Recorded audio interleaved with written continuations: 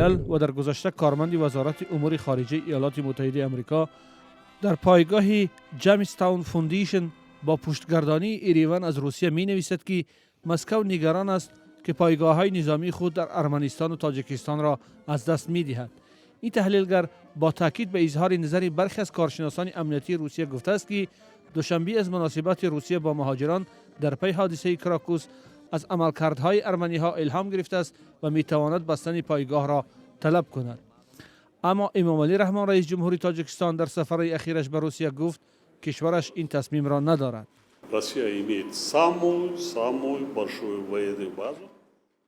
روسیه پایگاه نظامی از همه بزرگترین بیرون از مرز خود را محض در تاجیکستان دارد.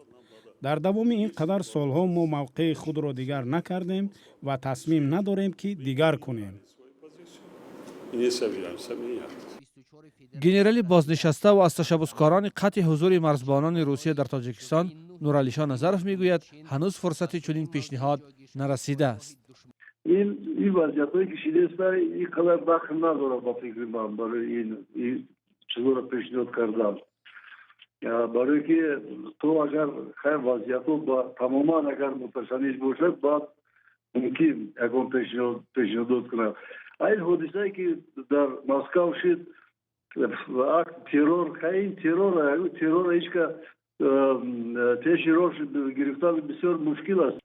بار اول نیست که برخورد با مهاجرین تاجیک در روسیه مسئله پاسخ برابر وزن را در میان میگذارد، ولی برخی از کارشناسان شبهه دارند که تاجیکستان میتواند عامل مهم امنیت و ثباتش را با ابزار فشار یا معامله تبدیل دهد. تاجیکستان به هیچ وجه منفعت‌های ملی خود را قربانی خواسته‌های قدرت‌های بیرونه کردنی نیست. نگاه داشتن توازن و نگاه داشتن درهای باز برای همکاری با همه قدرت‌ها نهایت مهم است.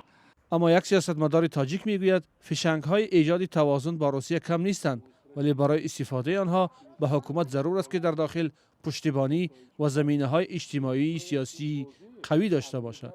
وقتی که برخورد منفعت‌های دایره‌های معین که می‌خوان بودشون در قدرت تمدید کنند و از منفعت‌های حکومتی استفاده برند و از جمله از ثروت‌های زیرزمینی طبیعی و غیره و این چنین منفعت‌های استراتژیکی ژئوپلیتیکی تاجیکستان پیدا می‌شد و عوض اولویت‌ها در سیاست خارجی وابسته به امنیت اقتصادی و منفعت‌های ملی اینجا از اراده سیاسی بیشتر رئیس جمهوری تاجیکستان وابستگی دارد.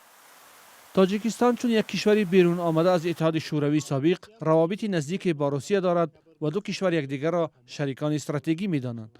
روسیه خود را نیرویی می‌شمارد که حکومت امروزه تاجیکستان را پس از جنگ شهروندی سر قدرت آورد و صلح بین طرف‌ها را حمایت کرد. هزاران نفر از تاجیکان روسیه را مکانی می‌دانند که خانواده‌های تاجیک از آنجا رزق و روزی می‌یابند.